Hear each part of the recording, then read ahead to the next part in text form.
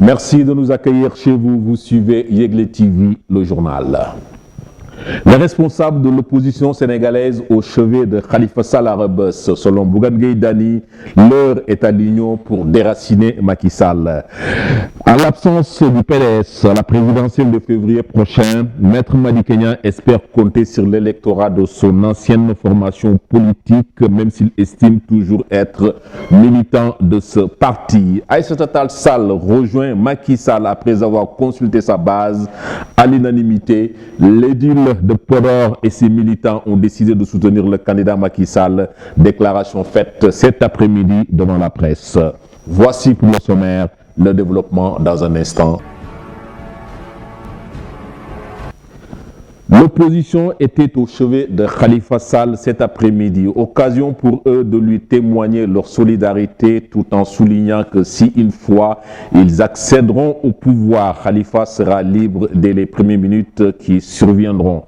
Selon Bougane Gueye Dany, l'opposition va tout faire pour faire quitter Khalifa Sall au soir du 24 février. Reportage signé Djibril Dem et Alioune Samba. Si je serai élu, Khalifa Sall sera libre. L'affirmation est de Idrissa Seck. Selon lui, il est temps de réparer l'injustice dont Khalifa fait face.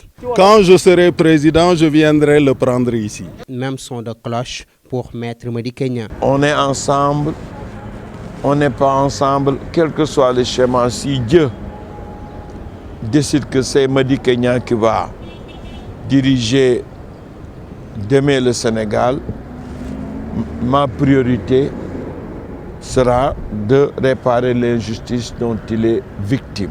Cependant, Bougane Gueye souligne qu'ils vont tout faire pour se donner la main afin de faire quitter Macky Sall au soir du 24 février. Je suis venu discuter avec Khalifa Sall de cette initiative, de là où j'en suis, parce que j'avais déjà eu à lui parler de cette initiative, mais également prendre le pouls et savoir exactement qu'est-ce qu'il pense de cette initiative. À quelques jours de la présidentielle, les candidats de l'opposition se bousculent à Rebeuss. Ceci dans le seul but, rendre visite à Khalifa Sall, mais aussi solliciter son électorat. En politique toujours, le leader de Oser l'avenir, Aïssata Tall Sall, vient de rejoindre Macky Sall. Selon elle, cette décision a été adoptée à l'unanimité par tous les membres de Oser l'avenir. Cependant, elle souligne qu'ils vont tout faire pour réélire le chef de l'État au soir du 24 février 2019. Suivons Aïssata Tall Sall au micro de Djibril Dem et de Alioune Samba. Il pensait dès le départ qu'il faut choisir Macky Sall comme candidat. Maintenant, moi, dans cette logique-là, j'ai été jusqu'au bout du bout, jusqu'à l'ultime étape de ce processus. J'ai été candidate, j'ai fait tout ce que je devais faire pour être ce candidat socialiste. Et je me disais que si je ne passais pas et que par bonheur, Khalifa Sall passe, mais le choix ne serait même pas posé. On aura un candidat socialiste et on le soutiendra. Dieu a fait maintenant qu'aucun candidat socialiste n'a pu passer l'étape du dossier du Conseil constitutionnel. Est-ce qu'il faut pour autant se dire on ne fait plus rien? Moi, je ne fais pas partie de ces responsables qui ne décident pas. Moi, je dis qu'il faut décider. On est en politique. S'abstenir en politique ou boycotter, pour moi, c'est la mort d'un parti. Donc, nous avons analysé, nous avons regardé entre ceux des candidats qui restent, quel est celui dont nous pensons qu'ensemble avec lui, nous pouvons servir le Sénégal. Il se trouve que ce candidat-là, c'est Macky Sall. En politique toujours, avec ou sans le PDS, je relèverai le défi. L'annonce est du candidat Maître Madické Niang. Selon lui, il n'est plus question de s'attarder sur des questions du PDS et il demeure un militant du PDS. Suivons Maître Madické Niang au micro de Djibril Dem et de Alioune Samba. J'ai assez parlé du PDS. Maintenant, j'ai décidé de laisser les gens avec leur conscience. Moi, j'ai fait ce que j'avais à faire. J'ai dit ce que j'avais à dire. Maintenant, je laisse les gens avec leur conscience. Tout en vous disant, je suis un croyant. Je suis un croyant. Je sais que le pouvoir ne se donne pas ici, mais il se donne par la grâce du Tout-Puissant. Je laisse tout entre les mains du Tout-Puissant et je continuerai mon chemin. Parce que personne ne peut me dévier de mon chemin. C'est par le courage que je suis, c'est par le courage et l'abnégation que je suis arrivé à ce niveau. Je continuerai avec les mêmes exigences de courage et d'abnégation pour pouvoir gagner ou être au deuxième tour. Le docteur Cheikh Tidiane Gadio a réitéré son soutien au président Macky Sall pour la présidentielle de 2019.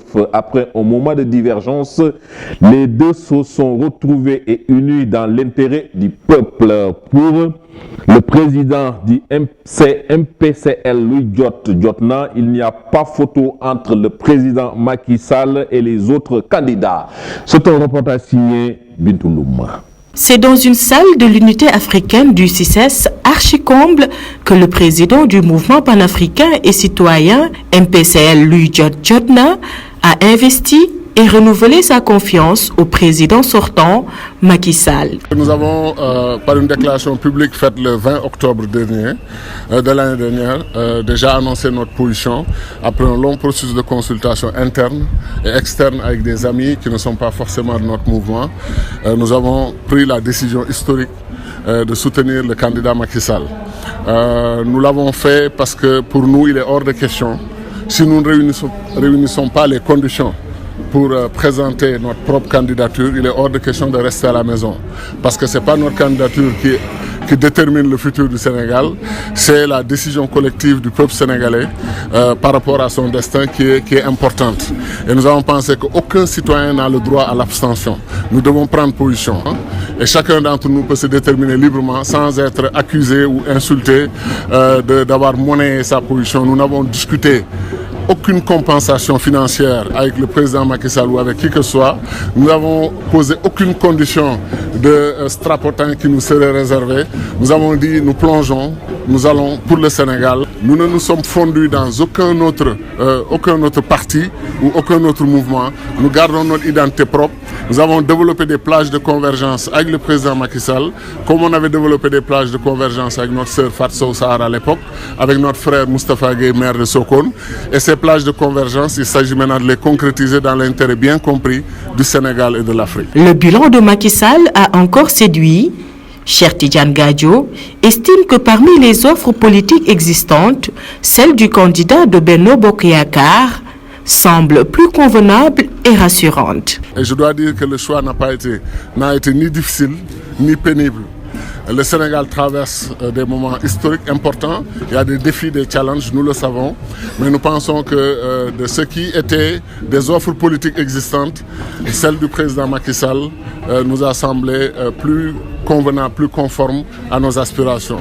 Pour la simple raison d'abord qu'au plan humain et affectif, nous avons toujours une excellente relation. Nous nous faisons confiance mutuellement. Nous avons eu un moment de différence et chacun a eu le courage de marquer ses différences. Maintenant, dans la vie, il faut avancer. Et nous n'avançons pas par ce que les gens appellent le mot gentil de transhumance. Nous n'avons rien à voir avec ça.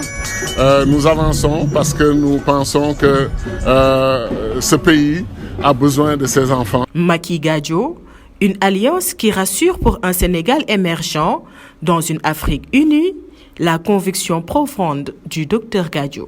Le président Abdoulaye Wade est arrivé ce dimanche à Paris en provenance de Doha où il a séjourné avec son fils Karim Wade. Selon des sources bien au fait des agissements de l'ancien président, Maître Wade s'est rendu à sa résidence à Versailles où il a convoqué son conseil de guerre qui va se réunir aujourd'hui en vue de son retour entre mercredi et jeudi prochain à Dakar. Une arrivée du pape du Sopi très attendue dans la capitale sénégalaise et l'impact que celle-ci va avoir sur le scrutin présidentiel prévu le 24 février prochain. Je vous propose de suivre ce récit. Wade à Dakar en fin de semaine. Annoncé depuis plusieurs semaines à Dakar, le retour de l'ancien président Abdoulaye Wade à Dakar se précise. Selon des sources bien établies dans la capitale française qui donnent l'information, le père de Karim Wade, candidat recalé à l'élection présidentielle de février 2019, sera au Sénégal cette semaine. Selon les mêmes sources, il se pourrait même que ce soit entre jeudi, vendredi et samedi. Mais ce qui est sûr et constant, insistent toujours nos sources, c'est qu'il sera au Sénégal dans les jours qui vont suivre. L'ancien président arrive au moment où son parti est au bord de l'implosion.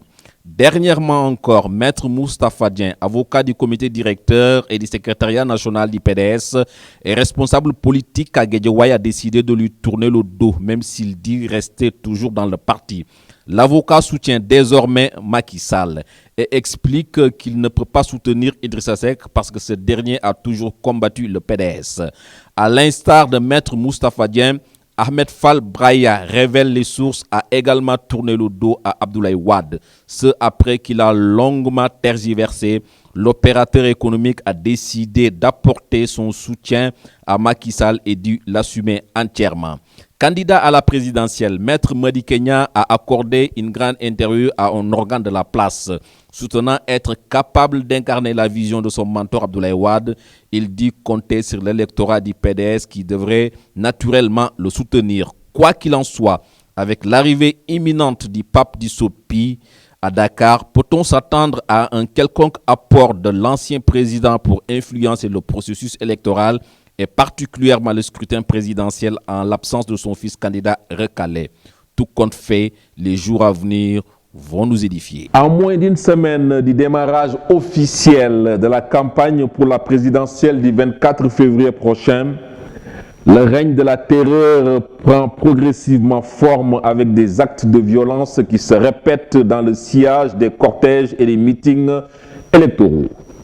Un acte que déplore la majeure partie des Sénégalais rencontrés. Selon ces derniers, pour éviter la violence, chaque citoyen doit remplir son devoir et attendre les résultats. Voici quelques réactions au micro de Aline Badaradien et de Amdi Moustapha Niang. Les gens, ce qu'ils doivent faire, c'est comme je viens de le dire, d'aller voter et puis rentrer 16 heures. Regarder la télé ou écouter la radio, 100% pas plus.